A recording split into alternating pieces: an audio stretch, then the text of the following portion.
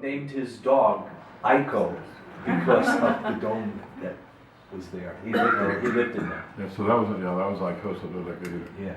So most of the domes there derived from the Icosa dodecahedron.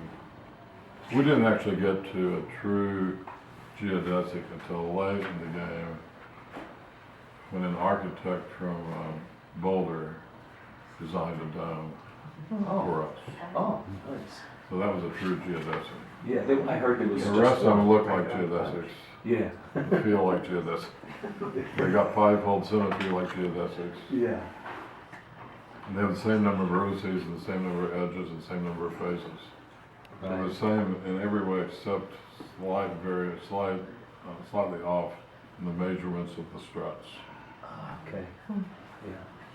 So, Could you answer a question, one more question about the rock dome? When I lived there was I don't know if it's legend or not, but I was told that one day a group of Native Americans happened to come up onto the property and helped actually to build that whole bottom, the rock bottom, piece by piece, layering it around. Is that true? that's entirely possible. Now, I feel like if there's one person that can tell you the DropCity story, it's me. Because I actually lived there longer than anybody else, and I also was there from the beginning. But there's one big problem. When I was a painting student at the University of Kansas, I breathed way too much turpentine. Oh, it was the turpentine. That explains everything. So, Was it pure spirits of gum turpentine? That's it was actually bad kind of turpentine. That's my favorite drink. Yeah. Anyway, yes, I love the smell of turpentine. I drenched my painting rags with it. I just loved the smell. Yeah. It made me feel like I was an artist. Yeah. So I do not remember a specific group of Native Americans, but I do remember there's some very interesting stories with Native Americans at DropCity. Okay. Which I won't tell, but you're interesting. So why Trinidad? Of all places. I love Trinidad, and we love Trinidad. We really, Trinidad feels right. I love the geography. I love the way the city sits in and around the Fisher's Peak and Simpson's Rest. Yeah. I like the proximity to Monument Lake. I like the whole thing. I think Trinidad's a really good town. I like the bricks that say Trinidad on them. But you guys picked Trinidad to come to? Had you been here before? No, we were randomly driving around. We were on a mission to buy some property. And so it started out from Boulder, Colorado, heading up to, we were going to go to Montana. Wow. We thought we'd buy some land in Montana, but as we drove along, we would stop at filling stations and ask people, do you know of any property around here? And then they'd say, oh, yeah, there's some that way. And it finally circled all the way around Trinidad. Okay. And when we got to Trinidad, it just rained. It was on May 3rd. That's today, May 3rd. Yeah. This is the day. And it just rained, and the property looked green.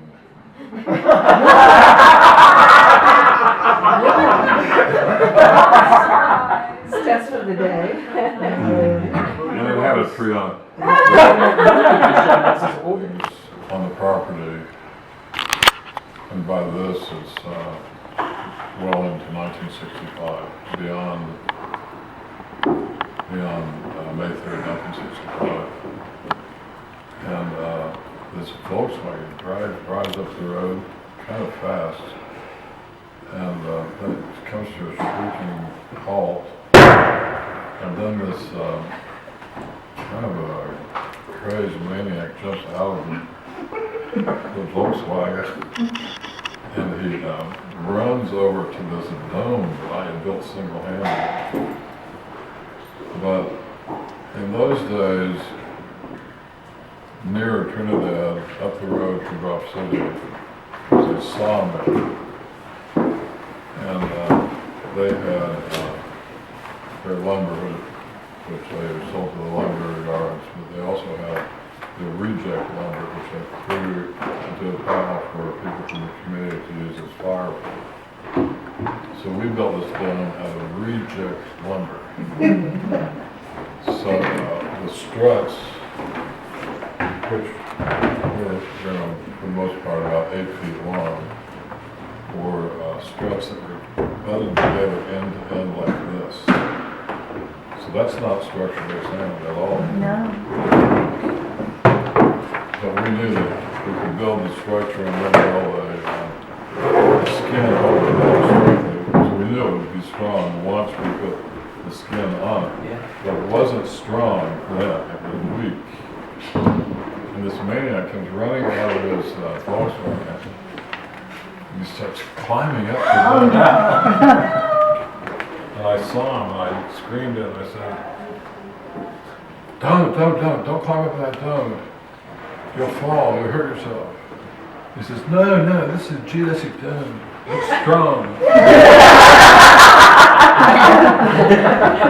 And I said, well, look at the struts for a second.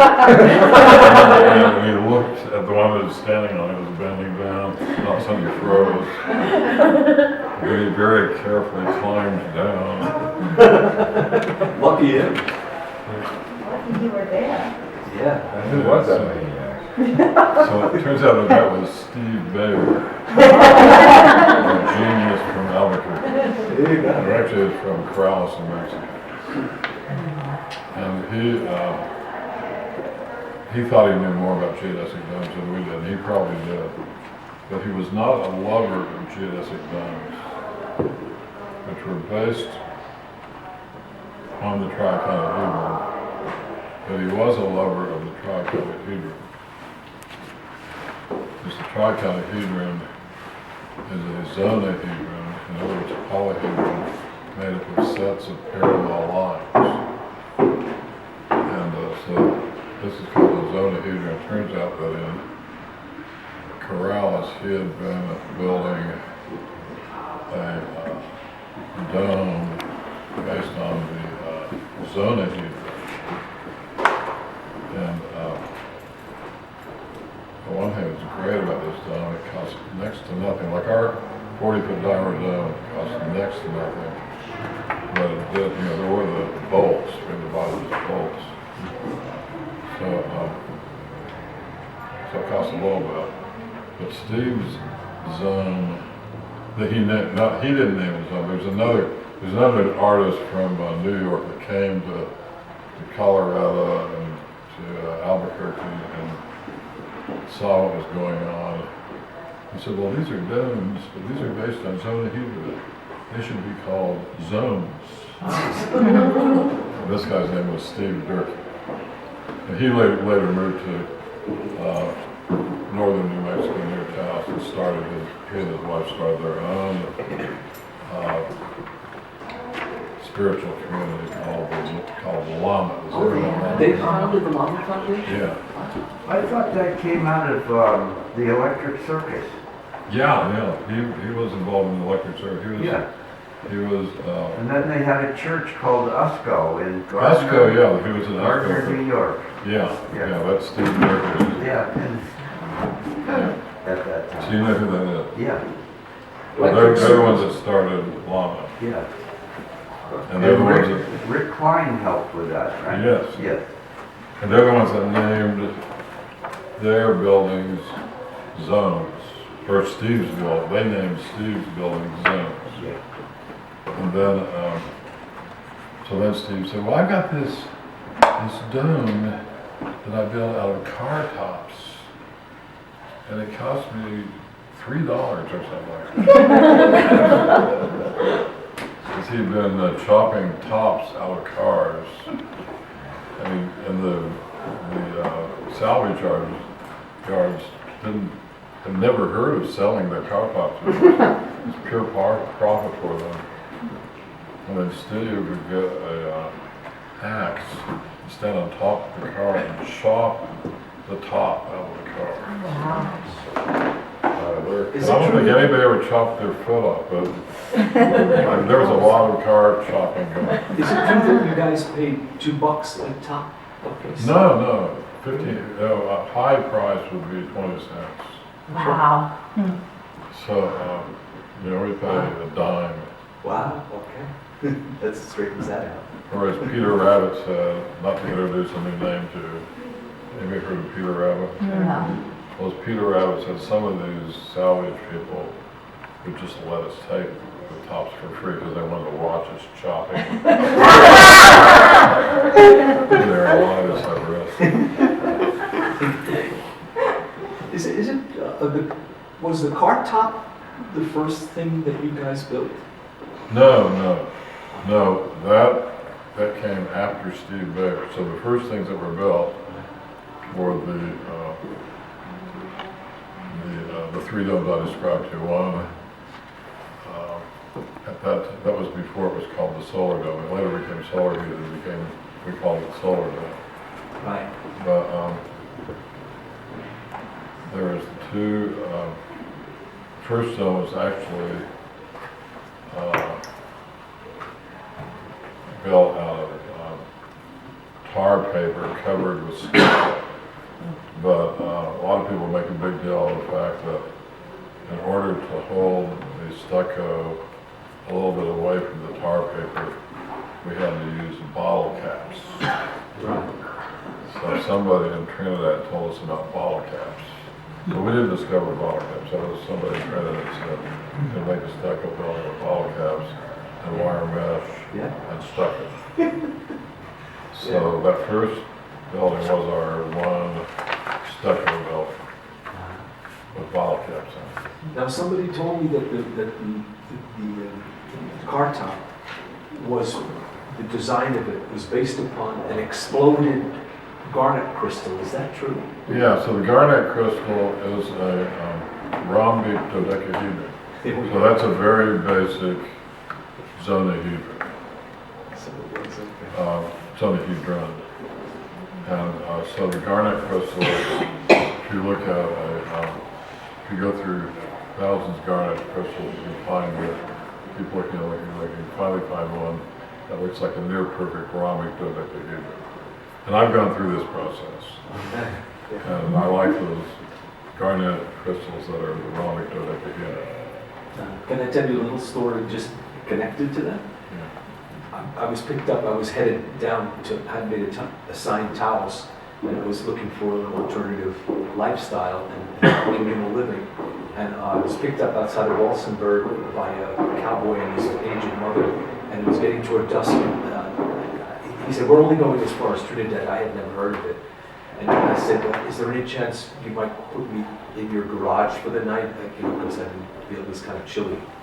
So he said, no, but I'll take you to a place just outside of town. I'm pretty sure they'll put you up. And he drove up to Drop City. It was like Oz. I saw all these magical colors and stuff. And he said, go knock on that door right over there. He said, I'm sure that they'll put you up. And so I went over to the car top and knocked on the door. And these two beautiful young ladies, topless, answered the door and said, hello. And I said, oh, hello. And they said, could we help you? Yeah, I just need a place to stay for the night. They said, well, go down to the complex. They said, go down to that building there where the big three of them stuck together. They said, you can find food and shelter. And I never left. Forget about Taos, I just... Well, we did, in the early days of Drop City, and you were there in a little bit of the middle area. Yeah, In the early 1970. days of Drop City, Yeah, pretty much everybody was welcome. right. And there was no work requirement. All they had to do was show up for dinner. Right.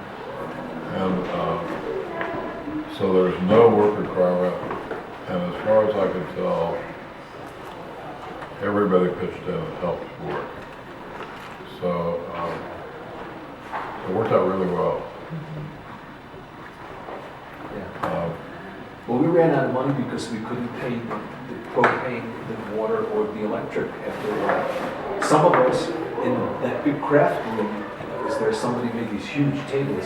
A couple of us would make things, hunters would bring us deer antlers and we would make Indian peace pipes out of them.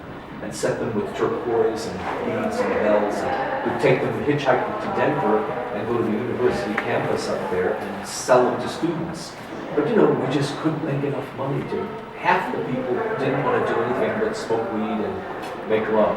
You know, so unfortunately, I was there when it started to fall apart. You know? Yeah. So how did you guys pay the? We had different sources of income. One of them I was just talking about earlier today.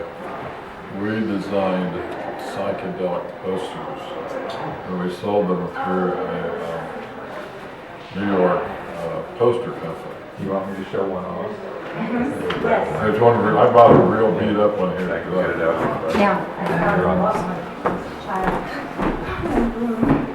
They sold very well. Like thousands sold in Tokyo. So really, it provided pretty good income. I would think so. Too bad we didn't think of that. How was, I know at Libre, water was always an issue. What about DropCity? DropCity was on a rural water line, so we had running water. Turn on the faucet, the water runs. And we had hot and cold running water. We had 2 bathrooms in the complex. And we had a shower room, plenty of water. So, okay, this is one of the sources of income for DropCity. Oh, wow, great.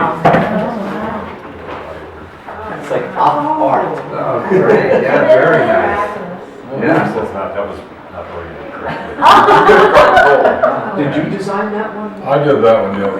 Well, that was done by Clarence Spencer. My name's Clark Ricker, but Yeah. everybody at DropCity had a dropper name. Yeah. Beautiful. So these were print, silk screens. Yeah, Silk screen? So, and how many Yeah. silk screens would you do out they of? would do thousands. This was done by a company. No, That silk is screen. mass produced. They were really running for the silk screen. And they would produce thousands. Did you hear of Rancho Linda Vista in Oracle, Arizona? Yeah. Andy, did you know Charlie Littler? No. He was the founder, and he had a problem with turpentine. He was a painter, That's very so he common. started working. What was the problem with that? He became allergic or something, and so he started making, he made a foam gun, made foam. And he would stick rebar in the desert floor and put burlap over it and spray it.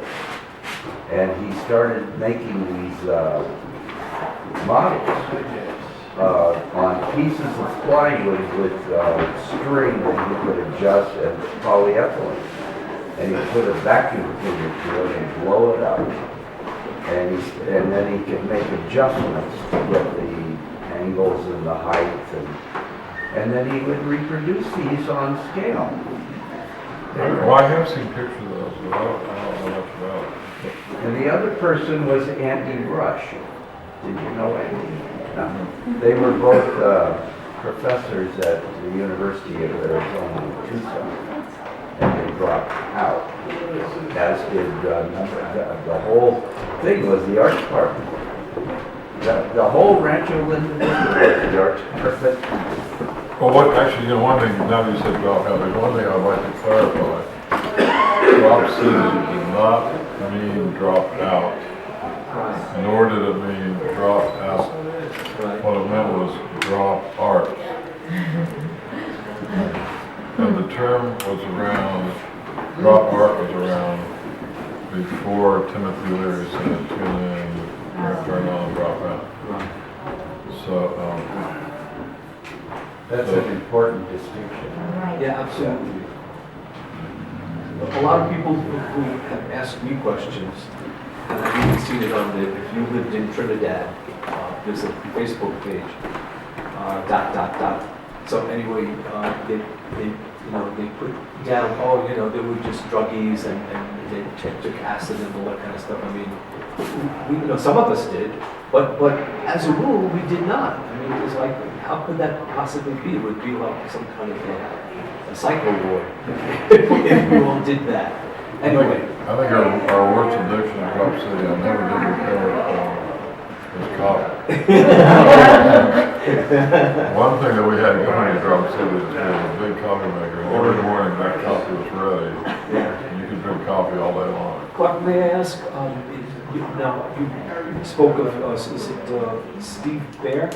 Yeah, Okay, and he was based in New Mexico. right. Did you travel to any of like New Buffalo or Yeah. Morning Star? I mean, there were some really beautiful. I remember one Kiva that was, I think it's Morning Star. It was absolutely beautiful. I stayed there for a while. You did travel? Well, yeah, I frequently went to the Taos area, which had New Buffalo and Llama. Right. And I would frequently go to the Corrales area, which had Steve Bear, but also had nearby was Placitas. Did you go to the Sun Farm in Tulapa? There was a commune up there. You get to Placitas, and then we would make a left and go up this hill, and there was a place called Sun Farm / I've heard of it, yeah. But I did go to what was called Manera Nueva. But Manera Nueva's first name was Drop South. So they really wanted to do the Drop City in Placitas, and they wanted to be connected with us. And their buildings were zones. But they're still there. Yeah. They're still there? I don't know. Yeah, they're still there. So those buildings were designed by Steve Bear, and a number of the buildings at Llama were designed by Steve Bear. And I still haven't finished my introduction. My introduction is I'm almost there. And so Steve Bear was a really important key person at Drop City, and he started a company in Albuquerque called Zone Works, like that bus, Zone Works. And Zone Works started out by building zone, but they were also interested in solar heating. So there was a dome, the first dome built at Drop City. I think I have a name for that. I think I just called it an exploded decaheater. But that dome, Steve Bear saw it, and he wanted to solar heat it.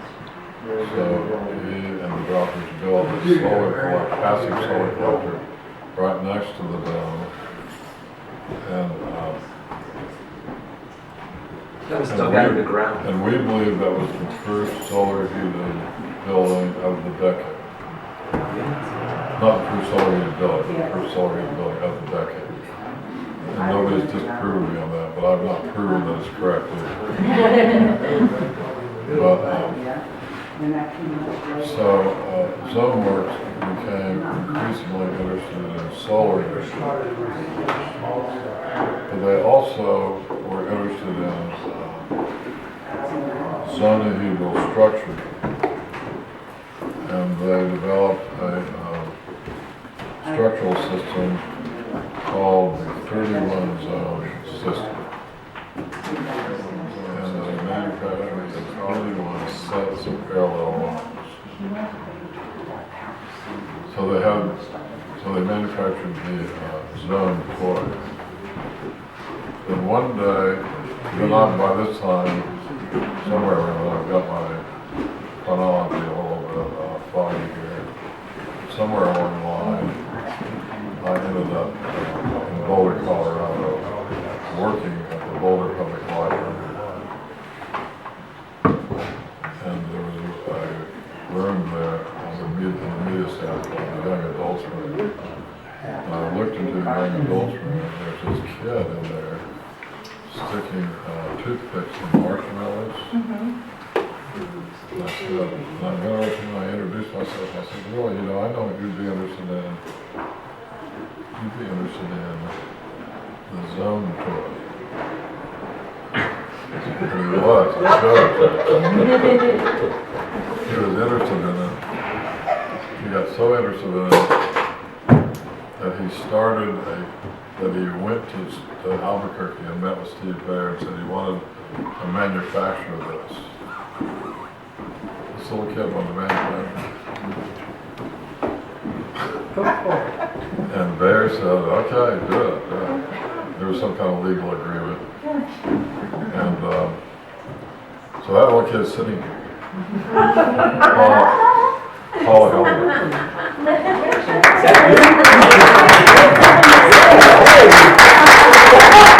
How many years ago was that? Oh, he was just a little kid. 1970. Wow. Hildebrand. Let me show you the zone tour.